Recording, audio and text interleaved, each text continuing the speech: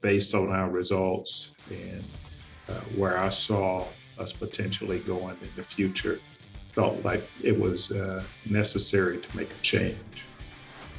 Carey gets the hook. Temple is in the market for a new head football coach. We look back at this season and Carey's tenure at Temple. Our final 2021 edition of Inside the Nest is live, and it starts right now.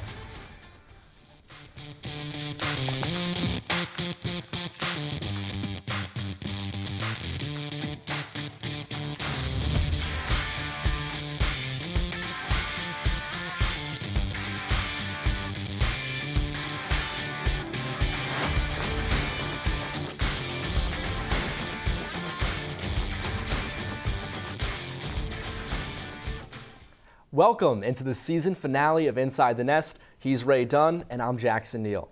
Temple's season is now officially over, and there's going to be some change in the program. That's right. The news we were expecting came just as students returned from fall break. Rod Carey has officially been let go from his position as head coach after 3 seasons. In those 3 years, he won 12 and lost 20, but it's the last 2 years that stand out. Just 4 and 15. Temple will now conduct its 6th coaching search since Al Golden departed in 2010. But before we get there, let's take a look at the decision. Yahoo Sports' Pete Thamel had it first around 9 o'clock in the morning on Monday. At 10 o'clock, Temple Athletics released a statement that Rod Carey had, quote, been relieved of his duties, end quote. Temple Athletic Director Arthur Johnson said the following: "It's never easy to replace a head coach. The past 2 seasons have not been easy with the challenges of the pandemic. I want to thank Rod for staying committed to our student athletes and wish him and his family well in their next chapter." Temple will now be looking for its 4th coach in 5 seasons, but this time around, they're looking to replace someone they let go, not someone who left. Carey was hired in 2019 after Manny Diaz left the program after just 18 days to take the University of Miami job. Diaz was hired after Jeff Collins left North Broad after just 2 seasons to go to Georgia Tech. Before him, Matt Rule led the program from 2013 to 2016, where he won the first conference championship since 1967 in his last year before moving on to Baylor and then now the Carolina Panthers. After the announcement, Johnson held a Zoom conference to answer questions about the firing. It's been a long time since Temple has fired its football coach, and this move comes from an athletic director that has only been on the job for about 2 months. Johnson addressed the national search in addition to the culture of the team and then some of the complaints we've been hearing from the former players via social media. Do you have a timeline for the search in terms of when you want to get things wrapped up, or is that kind of just more of an organic thing that you guys will just follow the course and where it leads you? Hello, John. It's organic. We'll have to follow the course. These things are very fluid. I can say that I've heard from a number of people around the country. There's great interest in the position, so I'm not surprised by that at all, given the recent success of previous coaches who've been here. The current staff, many of whom are still under contract, they'll be expected to continue working. However, we will not be on the road recruiting and going out or hosting recruits. I don't think it's fair to the recruits nor fair to the next coach that's coming in. However, for the young people who are committed to us, I plan on reaching out to them today and getting a sense or a feel. And obviously, I want people who want to be at Temple. I'm sure you saw on social media recently, there's been some former players. I wouldn't even necessarily call them allegations, but players, they raise concern about treatment from Coach Carey or his staff. Iverson Clement being one player in particular. I'm just curious if that's something, and these are all events from before you arrived, is that something that you've investigated or something that was sort of reviewed in the proper channels at that point and didn't warrant follow-up at this point? Well, Sean, as I mentioned at the start of this, we're going to be student-athlete centered, and the student-athlete well-being is very important to us. With that, in our environment that we're in today, in our industry, you have to look at those types of allegations. So the university, the appropriate people at the university are they're involved with investigating or looking into those allegations. One of the reporters who was on the Zoom with Arthur Johnson on Monday afternoon was Temple senior and football beat writer for the Philadelphia Inquirer, Sam Cohen, who joins us now on the desk. It's a pleasure to have you, Sam. Thanks so much for having me, guys. All right, Sam, let's start with the immediate aftermath after this firing. Where is Temple at right now? Well, guys, Temple football is at a bit of a crossroads because there are players within the program that do have strong ties to Rod Carey, and there are players that are excited for the new opportunities and what comes along with the new coaching hire. So a lot of these guys are going to have to weigh their options in terms of what their future looks like, but that's just the world of college football these days with the transfer portal. And getting into that, what is the next coach looking at in terms of a rebuild? You mentioned players potentially leaving. Where does this program stand as you bring in a new head coach? It's not going to be a simple rebuild, guys, I'm going to be honest. It's going to take time, and a lot of it's going to have to do with reestablishing the Temple tough culture. It's something that Amir Tyler talked about after Temple's most recent loss to Navy, that he felt like there are with a lot of new guys that they've brought in, a lot of the younger guys, that culture isn't fully there right now, and that's the kind of thing that doesn't happen during a season. It's something that happens in the offseason. So that's going to be the biggest thing for whoever Arthur Johnson decides to hire as Temple's next head coach. Now, this news just recently broke just the other day, so it's a little early, but is there already a target or two that you maybe have in mind that would be a good fit for this Temple program? I'm not going to sit here and pretend like I can read Arthur Johnson's mind. Obviously, it's a very fluid situation. There are a lot of people that go into making a decision like this. For me, there are three names that stick out, and they come from a lot of different places. One being Stan Drayton from Texas. That's Arthur Johnson's former ties before he took over as athletic director. That's Fran Brown, who has Temple ties, now an assistant coach at Rutgers. And that's Mike Saravo, who's on Matt Rule's staff at with the Carolina Panthers. So those are three names that I'm just keeping an eye out for that I think come from a lot of different places but could all have ties that could be people Arthur talks to for this next position. And really quickly, the timeline of this, how quickly do you expect this to get done? I would imagine within the next 2 weeks or so, definitely before the December 15th early signing day. This is something they have to figure out quickly on the recruiting trail. All right, well, thank you so much for your insight, Sam. Now it's time for our first break. Don't go anywhere. When we come back, we will tell you how we got here with 2 games over fall break. Plus, we look back on the year as a whole and update you on which players are leaving North Broad. Inside the Nest, we'll be right back.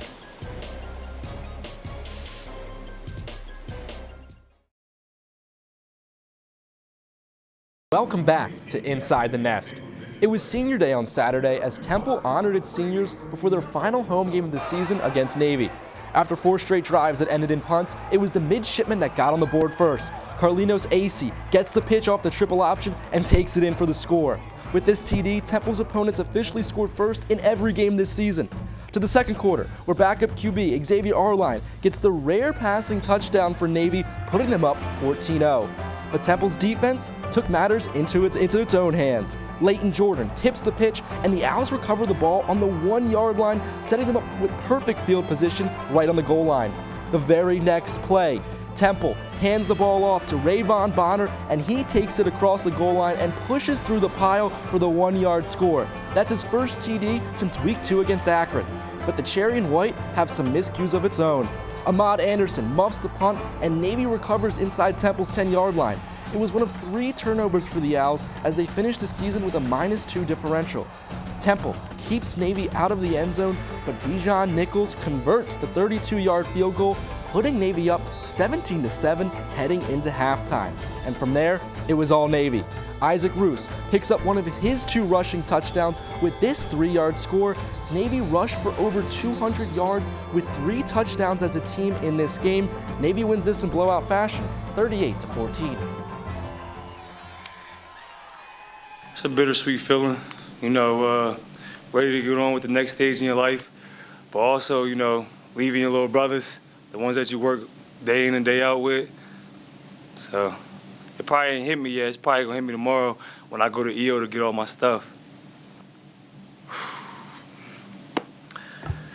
Excited about the next chapter, but still taking in this past 6 years, 5 years and a half, 6 years. Man, I don't even have the words for it, but it's Jesus. It's a great feeling, I guess, in a way. Looking at the Navy game, it's more of the same. The poor run defense strikes again as the Owls allow 219 yards on the ground to the midshipmen. Temple struggled once again on third down, converting just 2 of 9 attempts. Temple turned the ball over 3 times and lost the time of possession battle by about 15 minutes. Individually, quarterback Mariano Valenti finished 10 of 14 for 73 yards. And in his final game in a Temple uniform, running back Tavon Ruley led the Owls with 9 carries for 68 yards. That feeling of a final game wasn't unique to Ruley or any of the seniors on the field. On Saturday afternoon at the Link, many took it in one final time as students. Our own Emily Cochran is standing by with more at the studio set. Hi, Emily.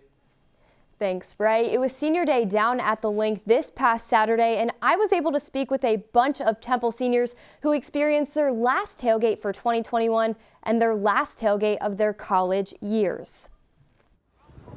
It was a bittersweet afternoon this past Saturday.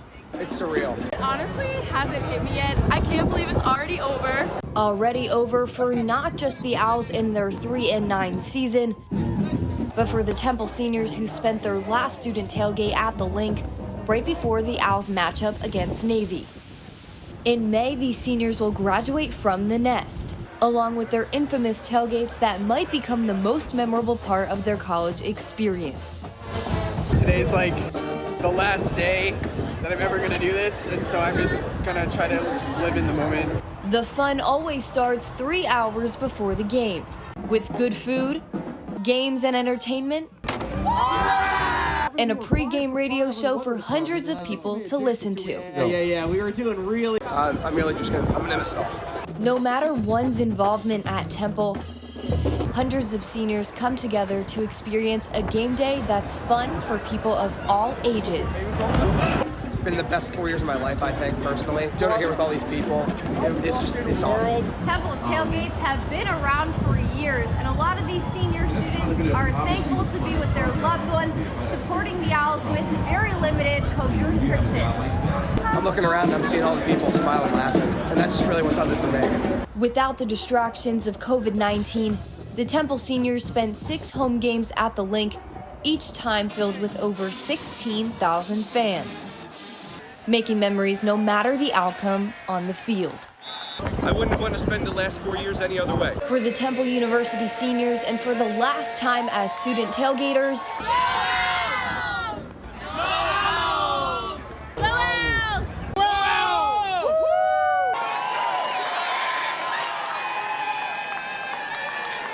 these seniors will likely be back at the Link to cheer on the Owls next season. But by then, they will officially be graduates and proudly Temple made. Reporting from the studio set, I'm Emily Cochran. Jackson and Ray, back to you guys on the desk. Thanks, Emily. Prior to the season finale against Navy, the Owls took one final road trip to Oklahoma to face the Tulsa Golden Hurricane. Temple entered the game in the midst of a 5-game losing streak that saw them lose all 5 games by 20 points or more. Their trip to Tulsa led to similar results. Your final score, 44-10. It was a game of similar storylines as Temple fell behind early, trailing 27-0 at halftime. The Owls gave up 216 yards rushing, making it the 6th time that Temple allowed over 200 yards on the ground. Through the air, quarterback Davis Brin averaged 10 yards per completion as he threw for 297 yards and 2 touchdowns, with 159 of those yards going to senior wideout Josh Johnson. And that landmark day was good enough for Johnson to earn my Player of the Game honors. Those 159 yards were a career high for him and the 3rd time that he's had at least 140 yards in a game this season. His 9 receptions also tied a career best that he reached in 2019 against SMU and earlier this season against Arkansas State. The player featured here is Dylan Couch. Aside from his wonderful mustache, the starting right tackle represents the Tulsa offensive line. My players of the game. The group did not allow a sack and helped the Golden Hurricane run for 5.3 yards per carry. The game was the final road loss in a 3-9 season that saw the Owls win only one game away from Lincoln Financial Field.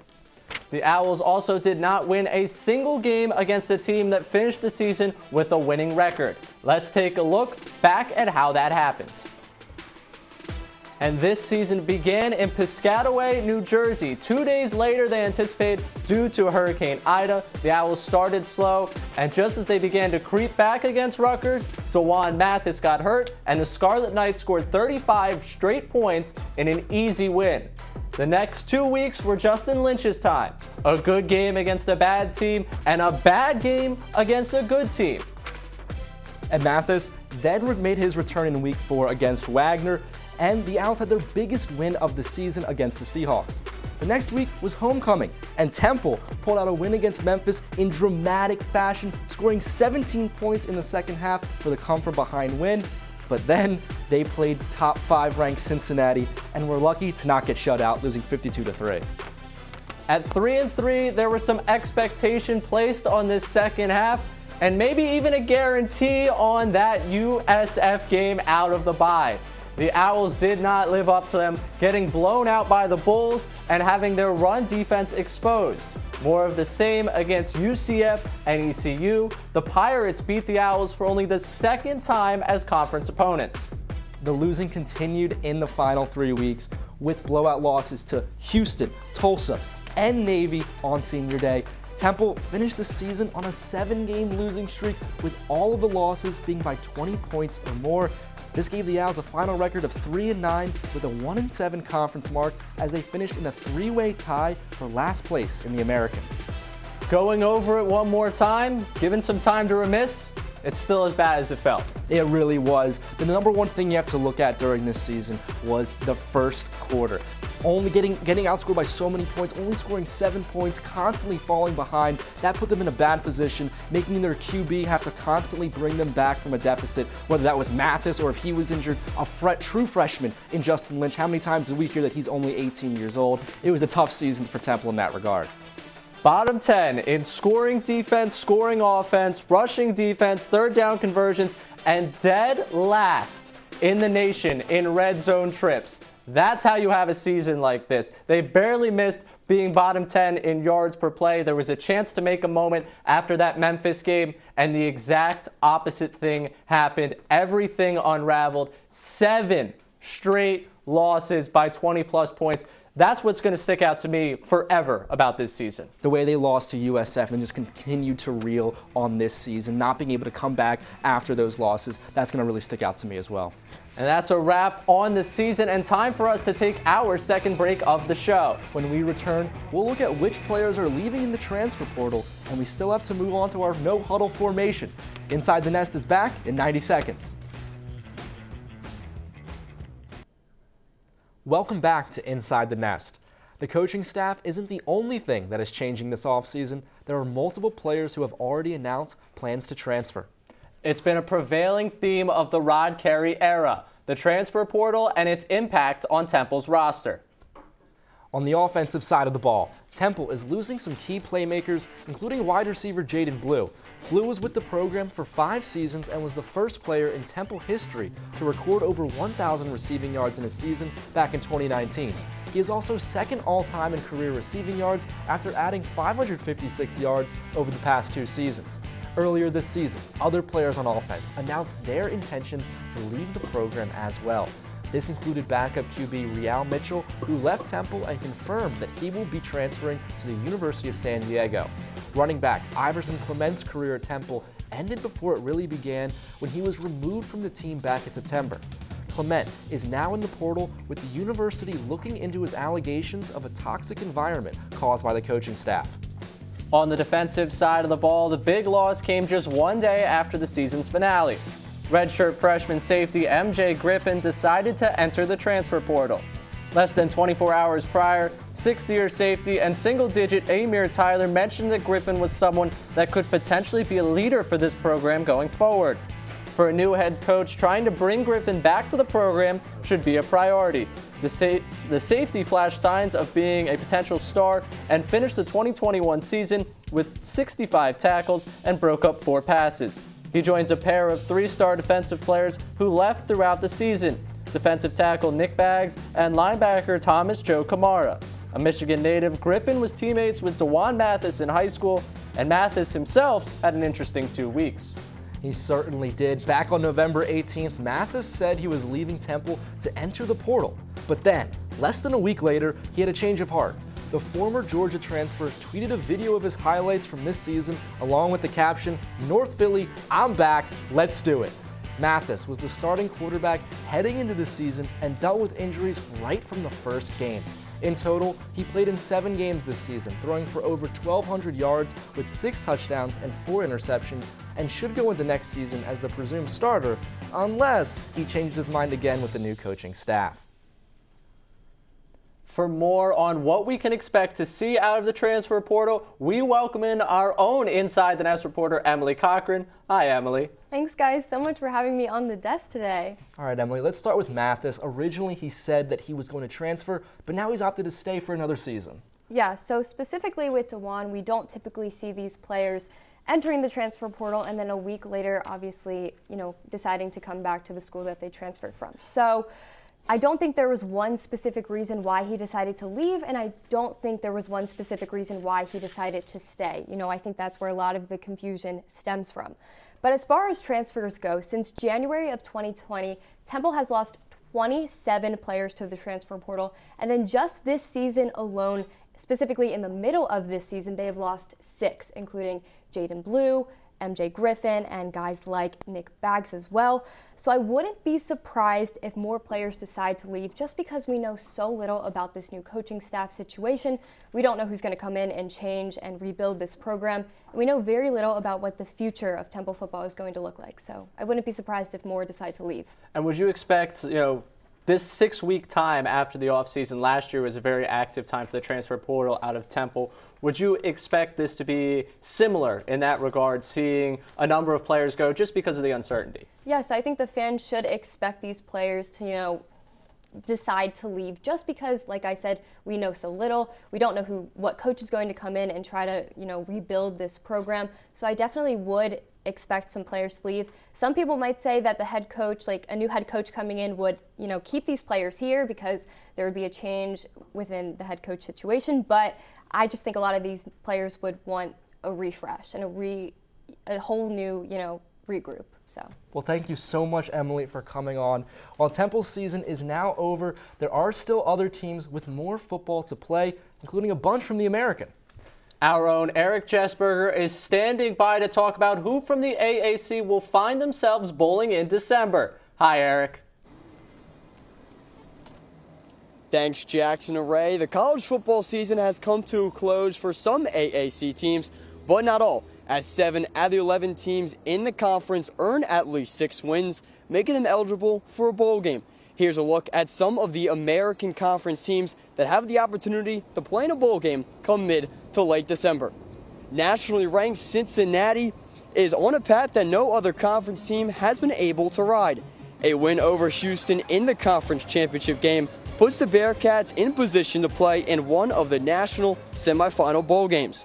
The Bearcats are in line for their 4th straight bowl game, as they have appeared in 6 over the past 8 seasons. The next top teams in the conference, Houston and UCF, convincingly earn bowl game status with 11 and 8 wins respectively.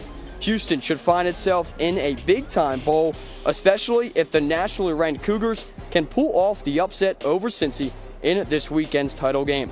For UCF, the Knights, it's their 6th straight. In the middle of the conference standings, but still earning the bid to go bowling, is East Carolina, Tulsa, SMU, and Memphis. It's an 8th straight year of eligibility for Memphis, while Tulsa and SMU earn their 2nd in the past 3 years. For ECU, they haven't played in a bowl game since Matt Rule was in his 2nd season coaching at Temple, and that was in the 2014 season. The bowl selection show is this Sunday, one day after the conference title game. Jackson Array, what are your bowl game predictions for Cincinnati and Houston coming out of this weekend? Well, first of all, we should start with Cincinnati. They're a team that's in the top 4 of the college football playoff. In the last rankings, Ohio State, who was 2, has lost, so Cincinnati will likely move up unless Michigan jumps them. But even if that happens, they're still likely going to make the playoff. And look, good for them. They're a program that's going to the Big 12. They're a program that's on the rise, but they will likely have to play Georgia if they go to this college football playoff game. A game that, if we're being completely honest, will probably be decided by 30 points or more. Georgia's a team first in the nation with only allowing 7 points per game. It's going to be a tough road for Cincinnati if they're able to get to the college football playoff. Let's be honest here, though. These two teams, Cincinnati and Georgia, did play a year ago, and it was a very close game. I'm not going to say that Cincinnati's pulling the upset, and I don't know if they're coming within single digits of it, but I think this game will be a little bit better than some people are building it up to be. I also think the college football playoff is the destination spot for Cincinnati. As for Houston, they really need to win against Cincinnati to get themselves into that New Year's Six discussion, because really the American, I think when people from the outside look at it this year, it's not going to be a conference they look at and say, we need a big-time bowl bid outside of Cincinnati. So Houston may get the short end of that, probably end up maybe the Birmingham Bowl is where I've seen them projected to go so far. Exactly. A Houston win could possibly get them into the New Year's Six. Sounds good, gentlemen. That's a look at the AAC bowl games. Look in a flash. Might be without Temple this year, but there is, of course, still plenty of AAC recognition to go around. Reporting from Edberg Olson Hall, I'm Eric Jessberger inside the nest. Jackson Array, back to you in Studio 3. We now have to take another break, but stay right here. Everyone's favorite segment is coming up next. One last race down the field. It's our final no huddle of the year with another special guest. Coming up in just 90 seconds. Welcome back to Inside the Nest. It's time to take the show into high gear with a special guest. You know her from Thursday's Owl Sports Update, and as PHL 17 Scrapple Chef, it's Lindsay Moppert. Thank you guys so much for having me. Let's get started.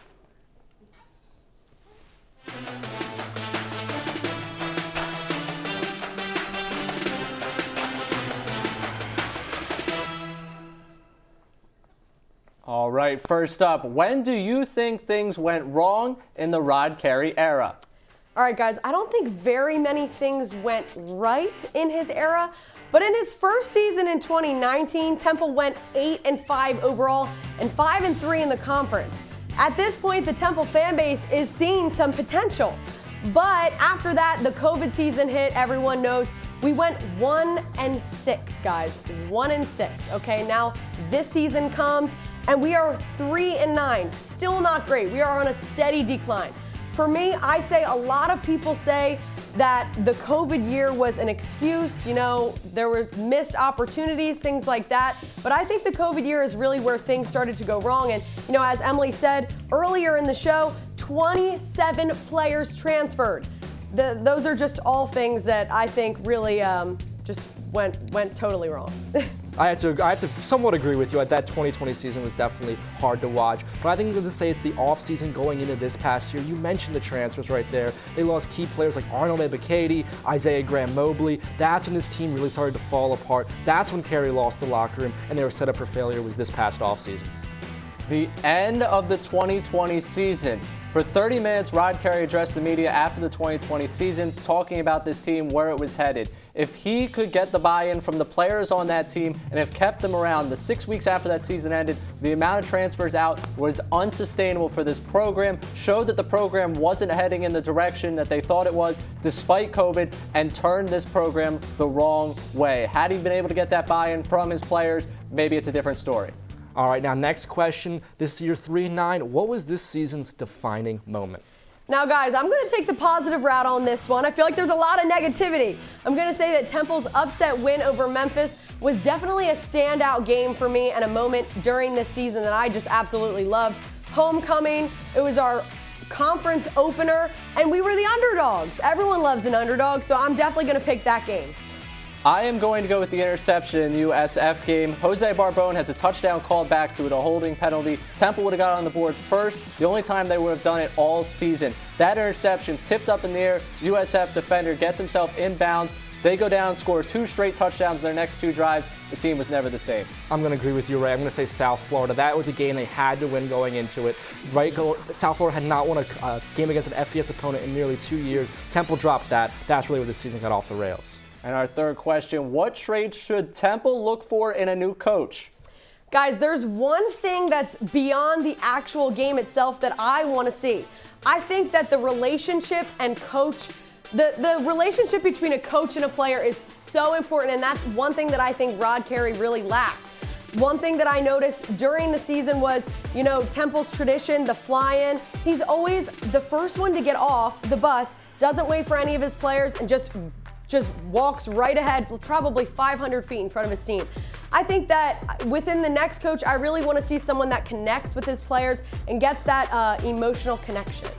I'm going to have to say the coach has to have local ties and be strong at recruiting. The Athletic published a piece discussed with local Philadelphia area high school coaches where they said, quote, "Don't get me started on Temple. I know it's hard to keep kids in the city, but at least make an effort." The next Temple coach has to come into the city of Philadelphia and make an effort to keep kids home in this local area.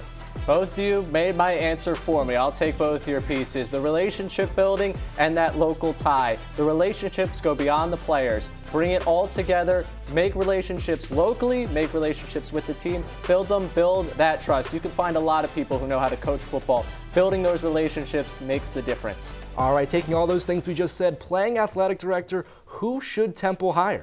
All right, guys, I think one of you might agree with me on this one, but I do think that Temple needs a guy who understands what it means to be a Philly native, and who other than Fran Brown.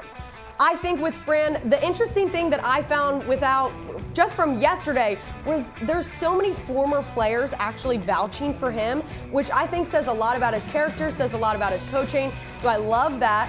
I just really think that we need a coach that is willing to stay here and build this program from the ground up. And I think that we should bring Fran back home to Philly. I'm going to go with you, Lindsay. I think Fran Brown makes sense due to the former players, William, the great recruiting history he has in this area, what he's able to do to galvanize a program. I think a name to watch is someone that we brought up earlier. Stan Drayton is the name to watch. I think if I'm the athletic director, I'm going Fran Brown, but I think Drayton is such a great recruiter. He interviewed at Temple in 2012 after Adazio left, something people are leaving out of his candidacy. He already has talked to Temple before, has expressed interest in this before, has the connection to Arthur Johnson, has been in this area working at Penn and Villanova. I think he's a candidate that may make sense and may be the way they go, but I think Fran Brown would be the choice if I was the athletic director. I'm going to switch it up a little bit and go with Texas A&M defensive line coach Elijah Robinson. Robinson is from Camden, New Jersey, right across the river there. He went undefeated at Woodrow Wilson High School back then in 2002, won the state championship. Then in his coaching career, he has previous ties to Temple. He was on Matt Rule's staff back in 2014, 15, and 16 as a defensive line coach. So he knows this local area. That same athletic piece I brought up earlier, there's a quote about Elijah Robinson in there too. The coach said that he is very, very good at recruiting players in this local area, and it shows. Texas A&M had 2 top 15 players from the state of Pennsylvania commit to their program this past recruiting cycle. That's the same number as Penn State. Texas A&M absolutely dominated in the state of Pennsylvania recruiting-wise, and it's because of Elijah Robinson. Bring him back to Temple. He'll get this Temple defense back playing Temple tough football with the tough tackles that we're used to, and also bring some local area kids into this program. That's what Temple's missing right now. It's going to be so important for a recruiter, really in general, to take this position just because of the lack of recruits coming next year. You understand the portal has a piece to do with that, what they're trying to do to keep places open within their roster. But I'm just curious what it's going to look like in terms of who they bring in, what their background specializes in. Certainly, that's going to be an important thing, that background, looking at where they've been previously, not only just locally, but also what other coaches have they come from. A coaching tree is always so important. Getting guys who maybe, like Robinson has previous ties with Matt Rule, one of the best coaches in Temple history. That's going to be a really important thing to consider for this Temple program in the next head coach. Well, it's important to remember that none of us are athletic directors, but we play one on TV. Thank you so much, Lindsay. That's all the time we have for No Huddle. It's time for our last break of the show. When we come back, we look back at this season of Inside the Nest.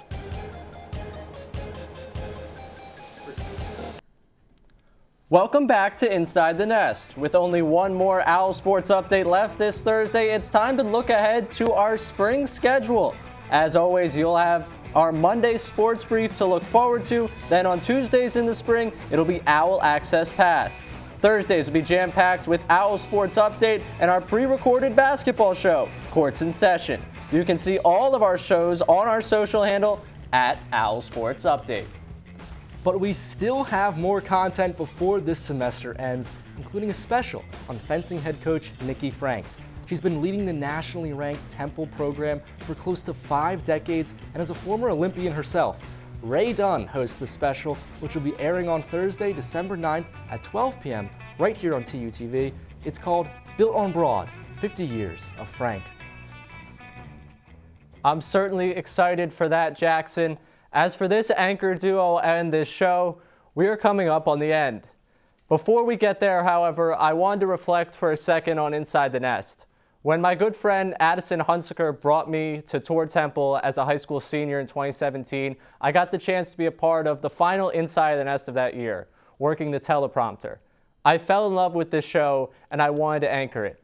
I got to campus as a freshman. I immediately became the live hit coordinator of the show. The next year, I'd work as a reporter, and I've now spent the last 2 years as an anchor.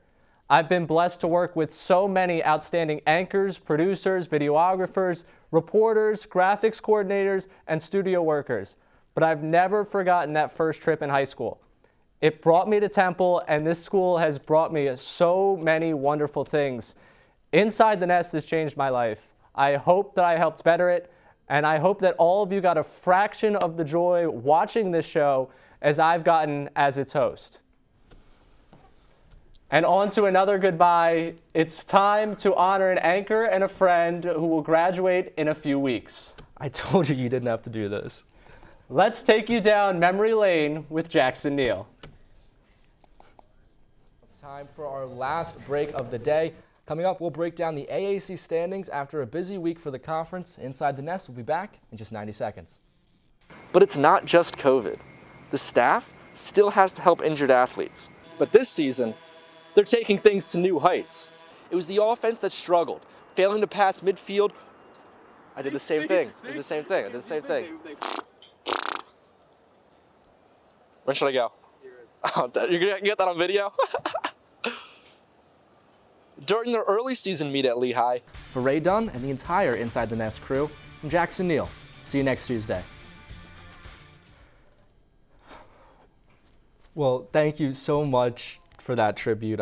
Since I started with Owl Sports Update back in the spring of 2019, this has been my favorite part of being at Temple University. I want to say thank you to everyone that has helped me along the way, including my former co-anchors, Brooklyn and Dom, my former producers, Cameron, Kinka, and Kyle, and now the entire ITN staff of Ray, Will, Jake, Sarah, Aaron, Danny, Eric, Emily, and everyone else who helps behind the scenes. Thank you to Matt Fine for being the best professor I've ever had and teaching me so much about doing the thing that I love. And finally, thank you to my parents. Thank you to my dad for always being there for me. And thank you to my mom for telling me the very first time we came to this campus that this was where I was meant to be. She's the reason I'm here today, and I couldn't be more grateful. Thank you.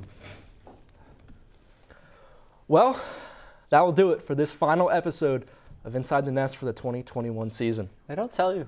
They don't tell you how difficult this is going to be. No, they don't. They do not tell you that at all. Favorite memory? Favorite memory. Of all time, just this Inside the Nest season, I guess, just covering the games, going to the games, hanging out with everybody, meeting everybody, just the Monday nights before the show, at the Tech. That has to be my favorite memories. Yeah, the Monday nights at the Tech are the underrated ones. I think everyone sees kind of the fun, and also the two of us, they make us look so good up here. They make it so easy on us. I mean, we're plug and play here. Everyone else does so much for us. It's only right to thank them so much, and I'm going to miss this group. I'm going to miss them too. It's everybody behind the scenes, our producers, photogs, camera people, everybody behind the scenes makes us look so good. For Matt Fine, Will Mead, Jake Jessberger, Sarah Casella, Eric Jessberger, Emily Cochran, Aaron Cardy, Danny Beaver, and Jackson Neal, I'm Ray Dunn. Thank you so much for watching.